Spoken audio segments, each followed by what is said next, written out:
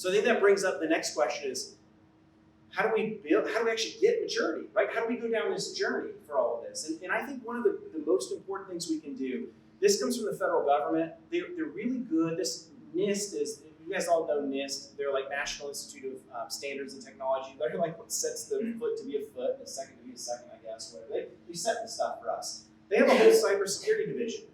And what I love about them is because they're federal government, it's not a vendor, so they don't have like a pitch inside of it. They literally put thousands and thousands of people hours into determining and measuring what does XYZ look like. And they do this in cybersecurity.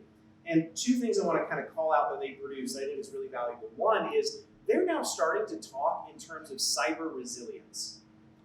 And they'll say, if we were to have them here today, they would say, Wes, cyber resilience is really the overall structure of how the organization builds security. And cybersecurity is a piece of it. And the way they define it, I love this definition so much that I've memorized it. They say it this way. They say cyber resilience is your organization's ability or measure to continue to operate in adverse conditions.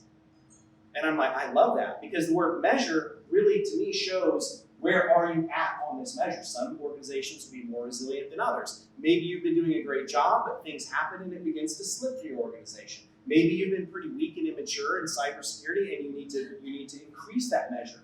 And then that second part of continue to operate in adverse conditions. In other words, it's this idea of like, it's gonna happen. Like there's no vendor that's out there. There's nobody out there that can 100% stop a bad cyber incident from happening. Anyone that tells you they can, with 100% surety, they're lying. I'm just telling you, they're lying. And so the challenge we have is, okay, so don't think of it as like a defeatist mentality of like, well, I just heard Wes say there's nothing I can do, so might as well do nothing. Like that's not the goal at all. The goal is to say, it's going to happen, so when it happens, what am I going to do about it for my organization to minimize damages, increase the ability for us to operate through that really rough situation, and get back to business as soon as possible? And here's the great encouragement for everyone in this room. If you can do that, I have worked with, like I've said, many, many, many organizations gone through a breach. I have noticed that in many cases, those that recover quickly, those that communicate properly, those that really have a grip on the situation, they actually don't lose hardly any customers at all. It's the ones that take a month of downtime, of poorly communicating, not being able to instill trust in their customers when that thing happens, those are the ones where the bad things typically happen.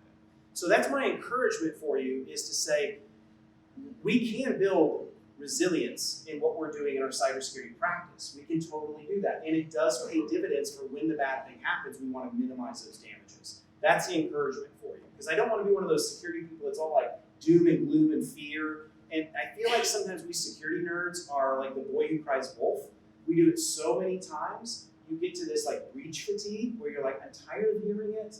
It hasn't happened yet. I don't think I'm a target. Therefore, I'm not going to pay. That's the worst thing that we can do. And so I want you to know investing in resilience can go a long way.